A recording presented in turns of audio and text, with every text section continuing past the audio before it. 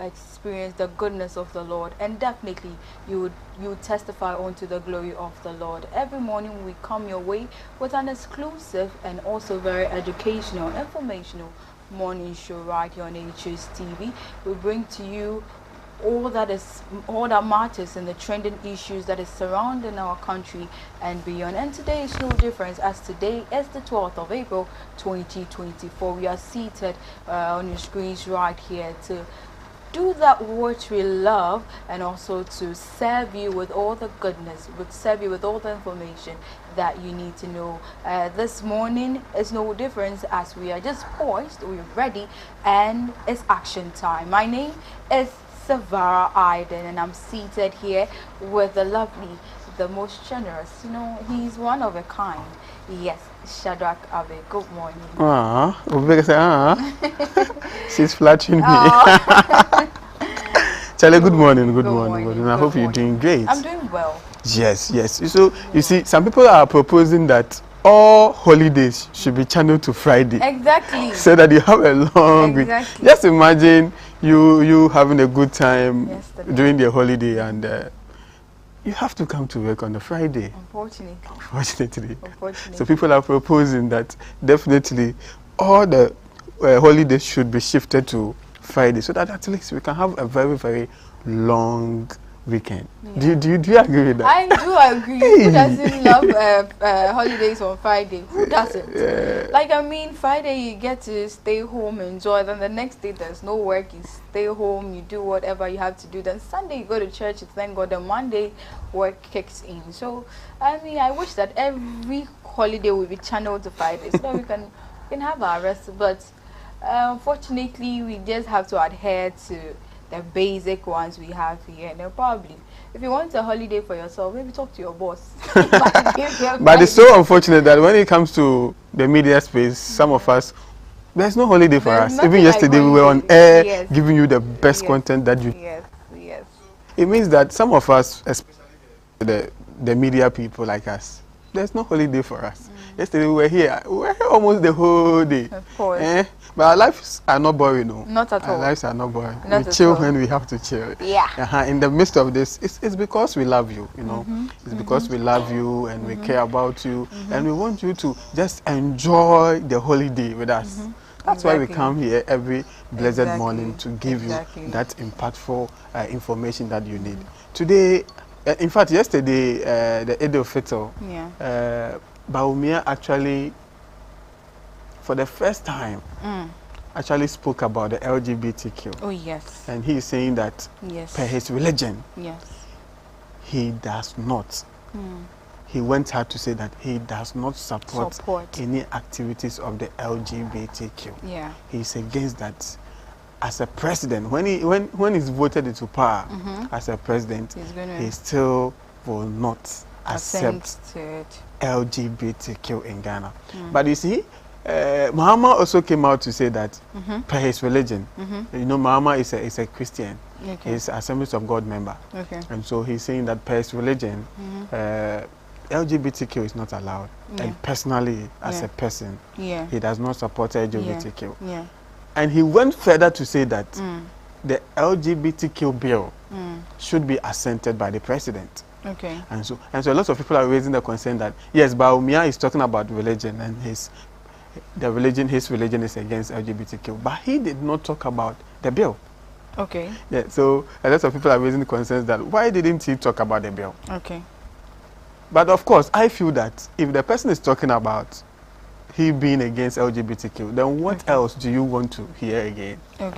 Is my point right? Yes, yes, very right. So I think that LGBTQ is very controversial in Ghana. And the spokesperson for the chief imam, Sheikh Shaibutu, yeah, he says that he addressing the media yesterday, he also said that people are using tactical means to actually delay or derail the LGBTQ bill passage. In fact, assentment. And so he's urging the president to actually come out bold to really assent to the bill, because a lot of Ghanaians are looking up to him. 297 parliamentary members have actually passed this bill. And it means that Ghanaians are actually rallying behind this bill. And so what stops a whole president from assenting to the very things that Ghanaians want him to do? So he is saying that the president should come out boldly. Of course, private legal practitioner, no, he's not a private legal practitioner, but member of parliament. The firm actually petitioned the president to allow parliament send the transmission to the president office to be able to assent to the bill. And of course, the court has actually also told the president that, of course, the firm no, I think that the firm suit in court has been given the nod to be expedited, to be able to. So I think that April 18, the court has been adjourned to actually have that discussion to go on. And so we know Sky 2 actually sent this particular thing to Parliament to actually restrain the president from assenting, and even Parliament from transmitting the bill to the president. And so a lot of things are happening. And of course, religious leaders are against it.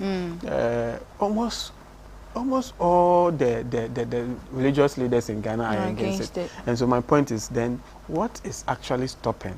Now the president is using legal means. The president is saying that this thing is at the court, and so I don't want to touch it. Let's finish it. But the firm is saying that no. You as a president, you have the mandate to do this. And so yes, we wait to see what really happens. I think we have a video. We have a video. So let's quickly go and then watch the video. We'll come back with more details for you. Ladies and gentlemen, I would like to take this opportunity to personally comment on the raging issue of LGBTQ in Ghana. First of all, it is important to note that our cultural and societal norms and values as Ghanaians frown on the practice of homosexuality. Furthermore, as a Muslim, my view on this matter aligns with the position of my religious faith. Allahu Akbar! Allahu Akbar! The Holy Quran is replete with verses frowning on LGBTQ acts, including same-sex marriages. My faith is therefore very strictly against the practice of homosexuality.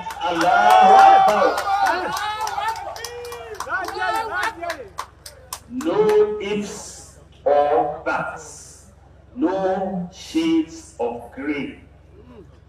Therefore, I personally cannot support that which my religion, and indeed all major religions in Ghana, as well as our societal norms and values, clearly and unequivocally forbid.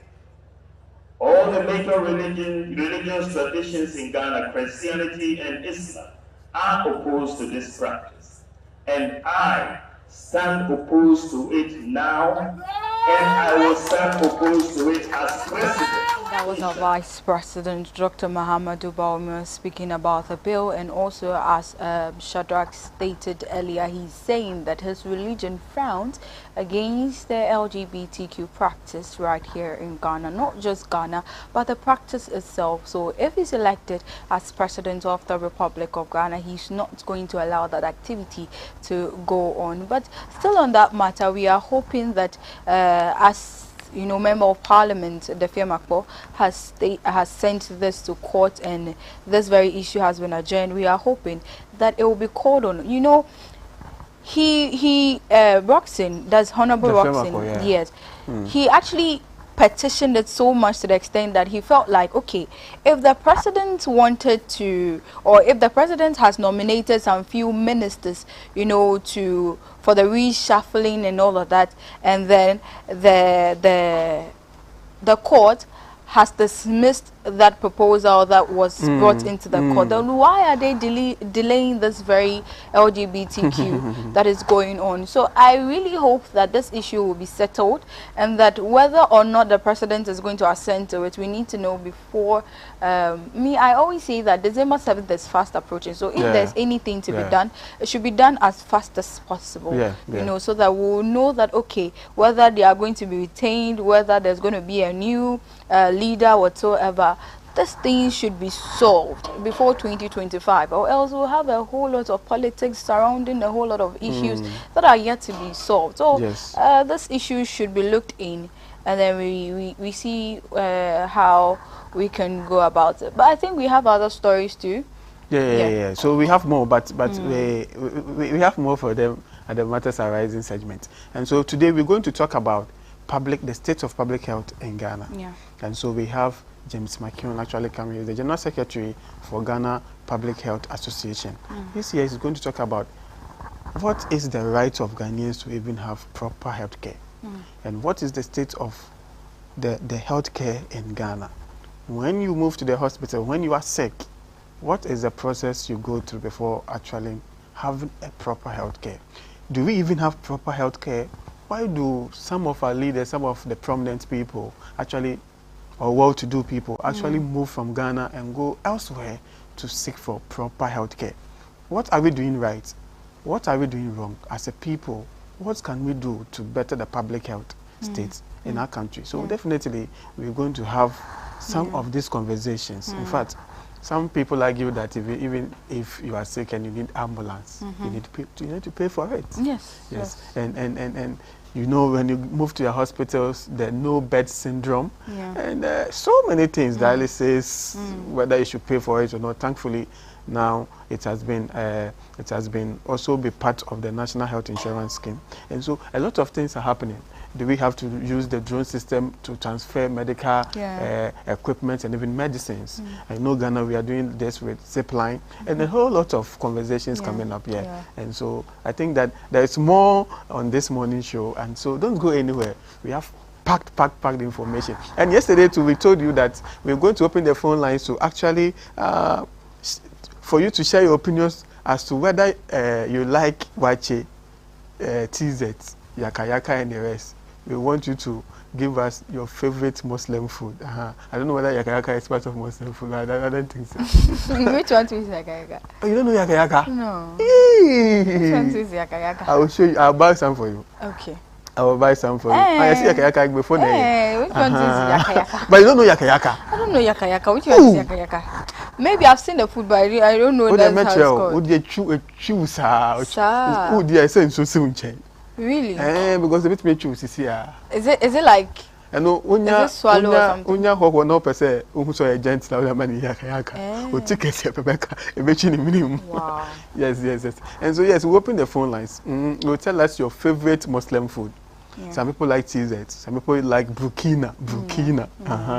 What do you also want? In fact, there's more Tubani. In fact, we have so many Muslim foods here. And so yes, we'll open the phone lines at the latter part of the show. We have more for you. And the transport union, of course, the private transport union are also saying that first will be increase. We have more for you in the Matters Arising segment. Don't go anywhere. We are right back.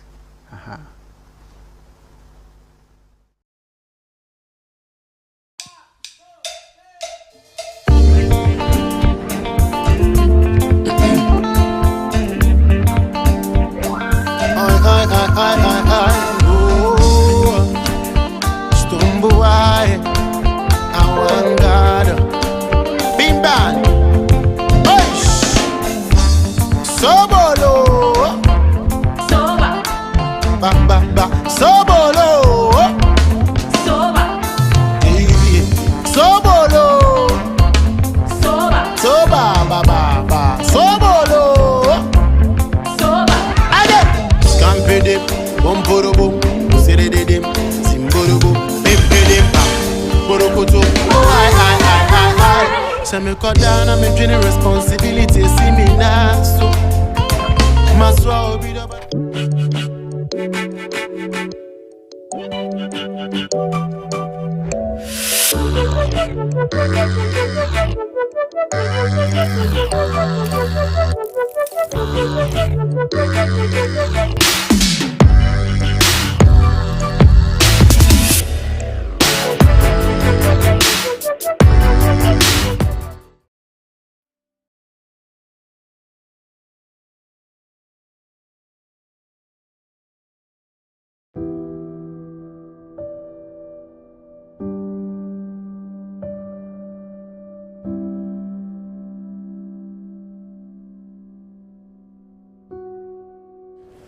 My name is Dr. Andrew Akutu.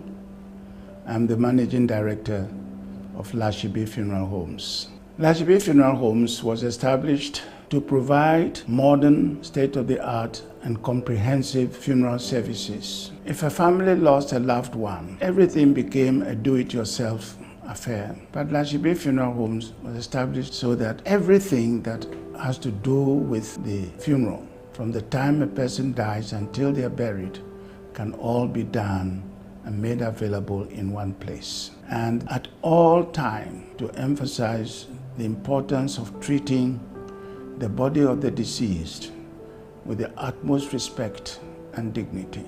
Lashibi Funeral Homes provides any and all services that have to do with funerals. Lashibi Funeral Homes will recover the body from wherever the death occurred, embalm the body using the most modern techniques. We will keep the body or store the body in our state-of-the-art refrigeration system for as long as the family desires. Nearer the time of the funeral, we will prepare and dress the body up for the funeral. We provide transportation, namely ambulances and hearses, to convey the body from one place to the other as the family may wish. We also provide on our premises the services of an interdenominational chapel where the services can be conducted. We also have the only modern crematory in Ghana at the moment, which services not only Ghana but also Côte d'Ivoire. We also have a cemetery, one of the only two privately managed cemeteries in Accra at the moment. All it takes, literally, is one telephone call and perhaps 2 visits to our premises for everything to do with the funeral to be arranged for. There are several funeral plans on the market. Most of them are based on the premise that when the insured person passes away, the insurance company will pay an agreed sum of money to the bereaved family. Often enough, the sum paid to the family may not be sufficient to cover the basic needs the family requires. That is where the Prudential Dignity Plan comes into its own and is significantly different, because what the Prudential Dignity Plan ensures are the services that will be required, so that it does not matter whether 5 years or 10 years after the insurance was taken, those services will be provided regardless of the fact